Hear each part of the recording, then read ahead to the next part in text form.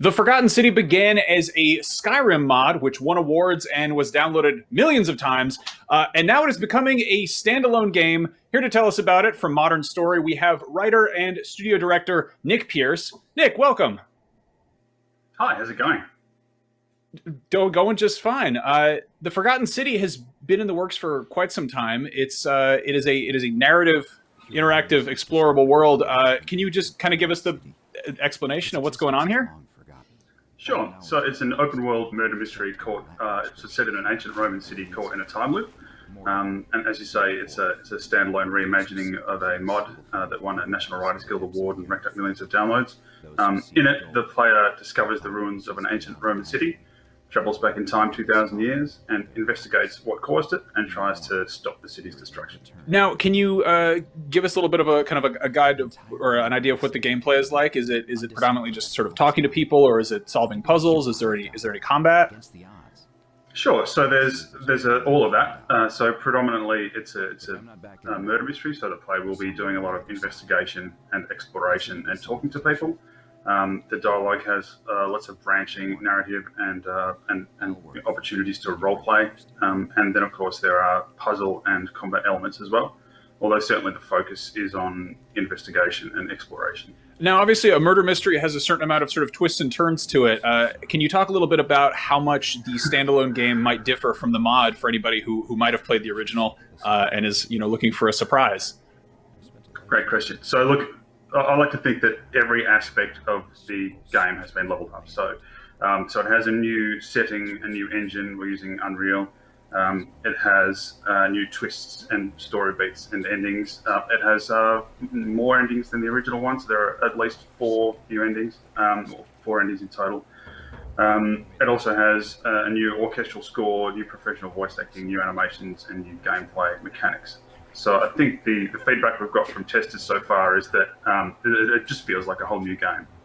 So we've taken the best elements from the original and the best characters, and we've sort of just woven them into a wonderful new experience for people who enjoyed the mod to enjoy all over again.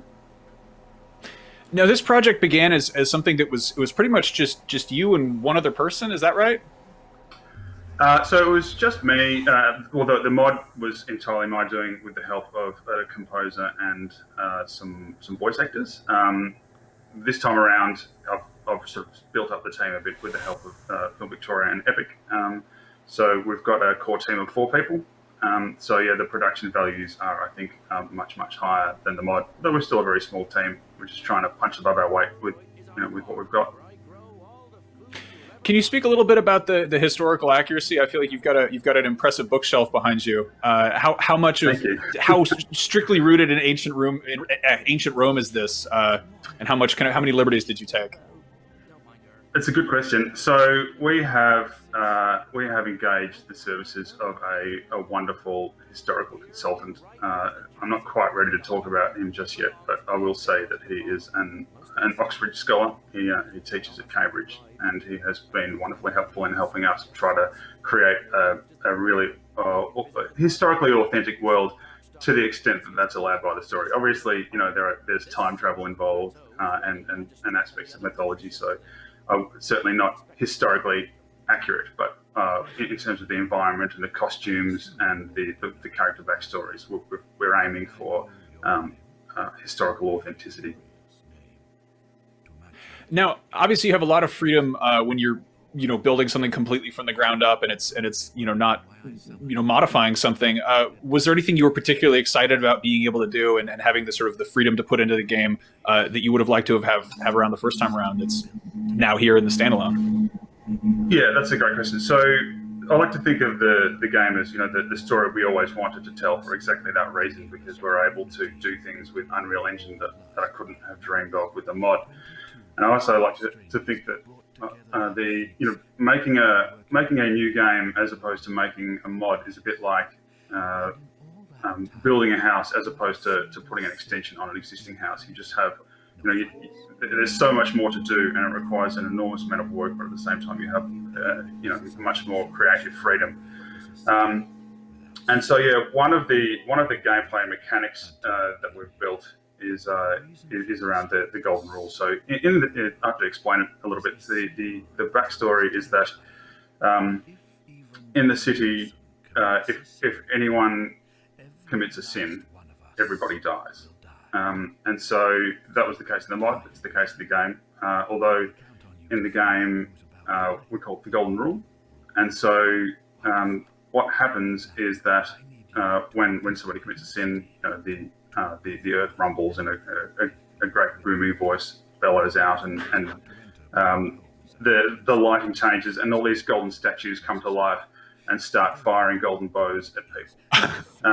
And so what happens when a person is hit with a golden bow or a golden arrow is that gold sort of creeps over their skin, and they slowly sort of melt into a golden statue.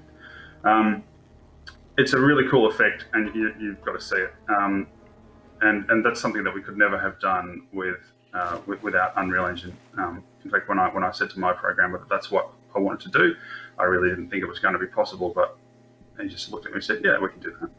And so it was done within a day. It's very cool. That's awesome. Now we've seen a lot of people. I mean, obviously the modding community is huge. We've seen, games that let people make games, like Mario Maker, Dreams, for instance. Do you have any advice for people who are, getting their feet wet, building a game within another game, who might eventually want to break that out and create a game of their own separately? Do you have any tips from your experience you could pass on? Good question. Look, I think.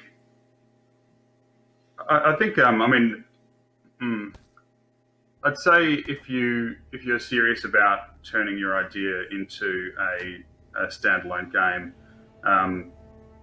it is an extremely difficult path. I've been very fortunate in that I've had assistance from Film Victoria, a state government arts body, and also Epic. Epic gave us a grant which helped us going. When you're developing an indie game, it's a little bit like one of those levels of Mario where you're running along and the platform is disintegrating beneath you, and you've just got to keep going fast enough that you can kind of find safe ground. It's a lot like that, and Epic's funding, gave us the ground that we needed to get to where we are, and eventually land a publishing deal. So look, it's not for the faint-hearted. It's extremely risky, but certainly from my perspective, it's the most rewarding thing I've ever done to make a game. It's just it's a dream come true for me. So I'd say if that's something that you're interested in doing, you should do your best to act professionally from the very beginning. I think there's the modding community is a wonderful engine of creativity, but I think sometimes it can be it can lack a bit of polish. So yeah, I think if you are serious about turning your mod into a standalone game, then you should try to act professionally from the very beginning. Try to get as much coverage as you can, and then take it from there. Nice. Well, the good news is the end is in sight, and the Forgotten City is coming out very soon. Do you have a release date yet, or a window? Yeah, so the window is winter 2020. It's coming to PC and Xbox. Nick, thank you so much for the grand tour of the Forgotten City. We're all looking forward to checking it out in the near future. Thanks so much. Complete strangers brought together by the fates to live out our days in a paradise we can never leave.